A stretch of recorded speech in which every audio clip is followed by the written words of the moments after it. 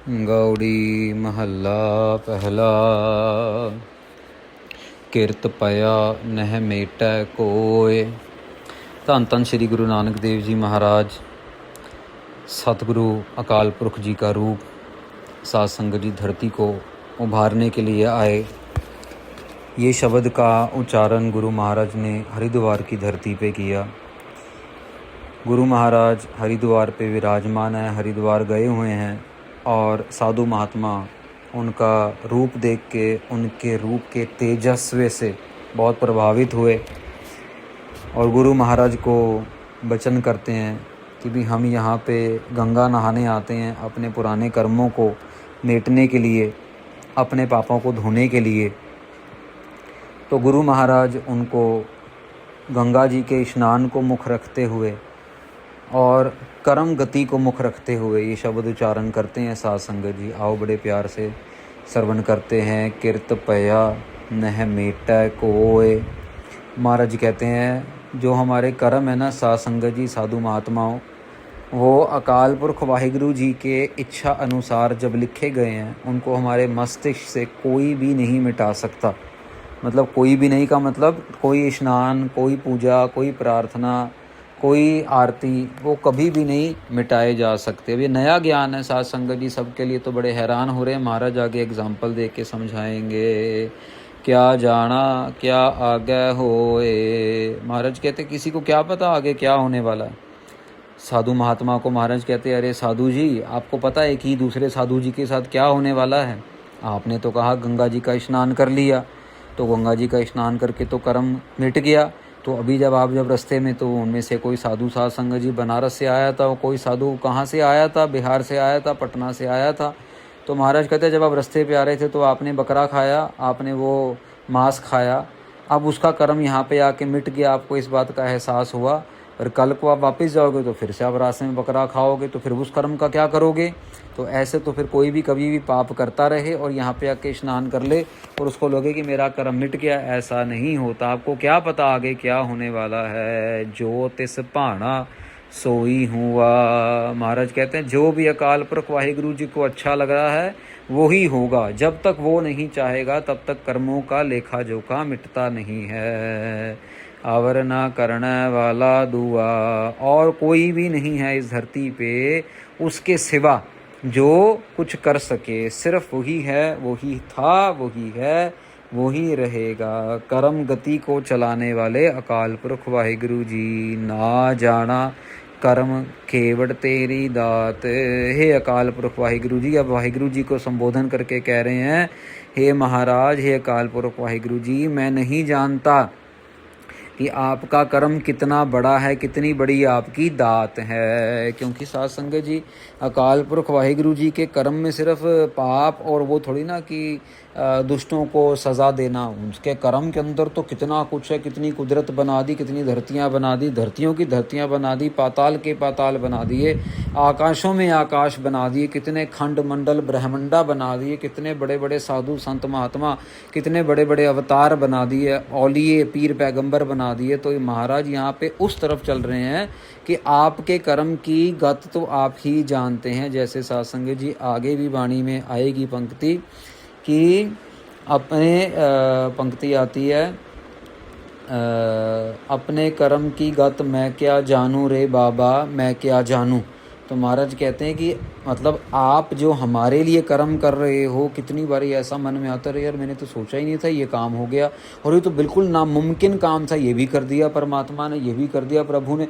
अरे मैंने गुरुद्वारे में अरदास की, बस ऐसी अरदास की मेरा ये काम पूरा हो, कैसे हो गया। क्योंकि वो कर्म करने वाला इतना बड़ा विधाता है, उसके कर्म की वडियाई बहुत बड़ी है। कर्म धर्म तेरे नाम की जात। महाराज कह रहे हैं मेरे कर्म साध संगत जी और मेरा जो धर्म है, यही आपके जो मेरा कर्म है, मेरा धर्म है, मेरी जाति है, दुनिया के अंदर नाम की जात। महाराज कह रहे तेरे नाम से ही मेरी जाति है, तेरे नाम से ही मेरे को लोग जानते हैं, तेरे नाम से ही मेरा कर्म है, तेरे नाम से ही मेरा धर्म है। मेरे निश्चय में तो सिर्फ और सिर्फ आपका नाम ही है, तेरे नाम की ही प्रीति है। रहाओ विश्राम देते हैं। तू एवट दाता देवनहार। महाराज आपके जैसा तो कोई बड़ा दाता है ही नहीं, आप इतना दे रहे हो। तोट नाही तुद भगत भंडार। महाराज आपके घर में किसी प्रकार की कोई त्रुटि नहीं है, कोई तोट नहीं है, कोई कमी नहीं है। आपके भंडारे भरे हुए हैं। कोई आपसे दूध मांगे उसको दूध मतलब माया दे देते हो, कोई आपसे पुत्र मांगे उसको पुत्र दे देते हो, कोई आपसे पत्नी मांगे उसको पत्नी, किसी को बहू, किसी को बेटी, किसी को डॉक्टरी, किसी को इंजीनियरिंग। साध संगत जी महाराज देते ही जा रहे हैं, देते ही जा रहे हैं, और हम लोग लेते ही जा रहे हैं, लेते ही जा रहे हैं। कोई हिसाब किताब नहीं है। किया गर्भ ना आवे रास। महाराज कहते हैं कि ये समझ लो कि जिनके अंदर इस बात का अभिमान आ जाता है ना साध संगत जी, कि वो उसको ये लगता है कि मैं तो दुनिया में आ गया और बस मैं ही मैं हूँ, मैं ही मैं हूँ, और मेरे जैसा तो कोई बंदा है ही नहीं। किया गर्भ ना आवे रास। रास मतलब साथ जी मेरे जैसा तो कोई है ही नहीं बिल्कुल भी। ऐसे ऐसे लोगों को जो अपने अंदर अहंकार करते हैं, महाराज ने उनको भी सूत कर दिया है। किया गर्भ ना आवे रास मतलब कि हमारा किया हुआ गर्भ, अभिमान, अपने ऊपर अहंकार, वो अच्छी बात नहीं है। आगे कहते हैं जियो पिंड सब तेरे पास। महाराज अभिमान किस लिए करें, क्योंकि हमारा शरीर, हमारी आत्मा तो सब आपके अधीन है, आपकी सत्ता से ही सब कुछ चल रहा है, नहीं तो हमारी कहाँ औकात। महाराज तू मार जीवा लह बख्स मिलाए। महाराज आप ही हो जो मारते हो, जो जिंदगी देते हो। आप कृपा करके बख्श के अकाल पुरख वाहिगुरु जी से मिला देते हो। यहाँ पे साध संगत जी एक बात समझनी पड़ेगी कि जितनी मर्जी कोई कोशिश कर ले किसी को मारने की, पर जब तक परमेश्वर ने नहीं लिखा वो बचा ही रहेगा, बचता ही रहेगा, बचता ही रहेगा।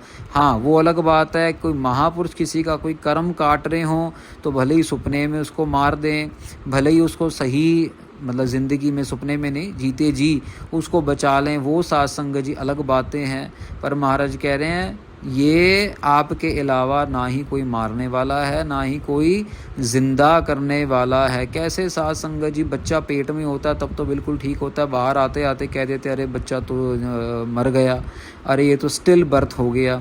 क्यों साध संगत जी? क्योंकि महाराज नहीं चाहते, इसीलिए बाहर वो नहीं आया।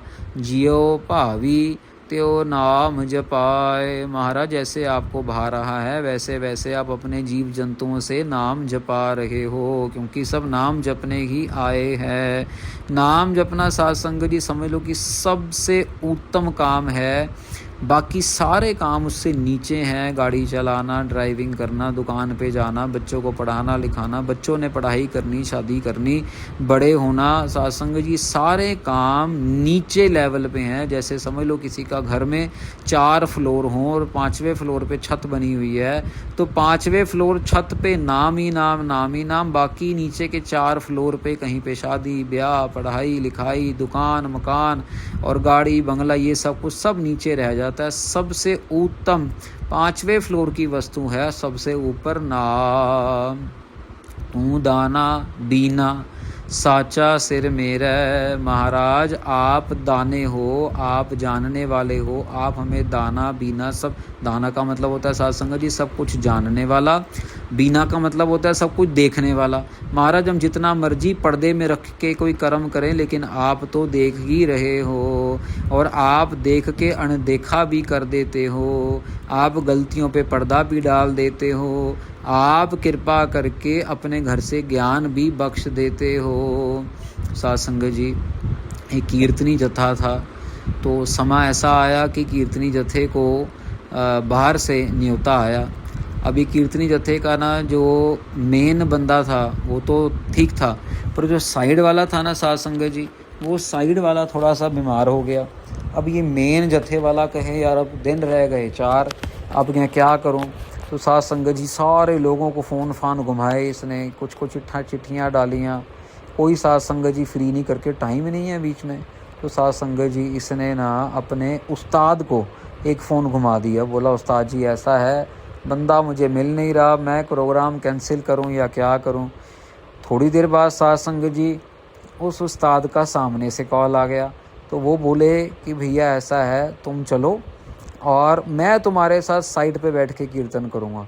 अब ये कीर्तनी जत्थे का जो बंदा था इतना खुश हुआ और साथ में रो रहा है, साथ में खुश और अपने परिवार को बता रहा है। इसको यकीन नहीं हो रहा कि जिस उस्ताद ने इसको कीर्तन करना सिखाया या बजाया बताया, आज वो इसके साइड पे बैठ के कीर्तन करने को तैयार हो गया है।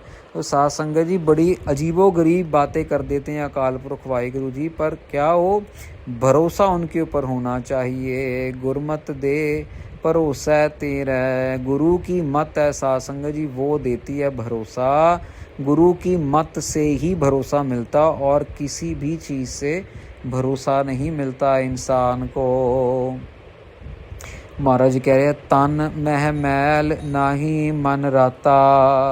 महाराज कह रहे हैं तन मह मैल, एक तो साध संगत जी तन की मैल है और एक मन की मैल है। महाराज कह रहे हैं जैसे कि तन की जो मैल है ना वो पाप रूप की जो मैल है, अभी तन की मैल जो है वो तो साबुन से धुल जाएगी। महाराज कह रहे हैं जिनका मन तेरे में रत्ता गया है ना, उनके तन और मन की मैल सब दूर हो जाती है, उनका मन भी साफ हो जाता है। गुर बचनी सच शब्द पछाता। महाराज कह रहे हैं गुरु के शब्द की कृपा से, ब्रह्म की कृपा से आपके बचनों को पहचान लिया है। आपने कहा अमृत वेला सच नाओ वडियाई विचार, हमने अमृत वेला उठना शुरू कर दिया। आपने कहा नाम जपो नामो आराधो, हमने नाम को जपना शुरू कर दिया, नाम को आराधना शुरू कर दिया, याद करना शुरू कर दिया। आपने कहा महाराज सारा दिन सारी रात 8 पहर नाम जपते रहो, हमने नाम जपना शुरू कर दिया। आपने सेवा के वचन किए, सेवा करत होए नह कामी, सेवा करनी शुरू कर दी। सेवा करते करते अपने आप का अहंकार मेटना शुरू कर दिया। किसी और को सेवा चाहिए तो भैया तुम ले लो, हमारी सेवा की बारी बाद में आ जाएगी। सेवा करते करते अपने आप को छोटा बना के रखना, बड़ा नहीं करना कि भैया मैं सेवा कर रहा हूँ सामने वाला तो बैठा है। ऐसे ऐसे इमोशंस से अपने आप को बचा के रखना है। गुरबचनी सच शब्द पछाता। महाराज आपकी कृपा से शब्द को पहचानना शुरू कर दिया है। तेरा तान नाम की वडियाई। महाराज नाम से जो वडियाई मिल रही है वही आपका तान है, वही आपको तान है। साध संगत जी तान का मतलब भी वडियाई है यहाँ पे, आपकी तान का मतलब यहाँ पे पावर भी आ रहा है। साध संगत जी आपके नाम की वडियाई ही आपकी पावर है। कितनी दुनिया नाम जपती है साध संगत जी, सतनाम वाहिगुरु राम राम अल्लाह अल्लाह, मतलब परमेश्वर के नाम की जो वडियाई है वो ही उसकी पावर। साध संगत जी किसी का नाम बड़ा तभी होता है ना उसके पास पावर ज़्यादा होती है। अब इलाके का MLA है, फिर MP है, फिर CM है, फिर PM है। अभी किसी कंट्री के PM को कोई जानता भी नहीं है, लेकिन कई कई कंट्रियों के PM को तो बड़े बड़े लोग जानते हैं, तो उनका नाम ही उनकी वडियाई है। यहाँ पे महाराज अकाल पुरख जी के लिए कह रहे हैं आपके नाम की वडियाई ही आपका पावर का एक निशाना है। नानक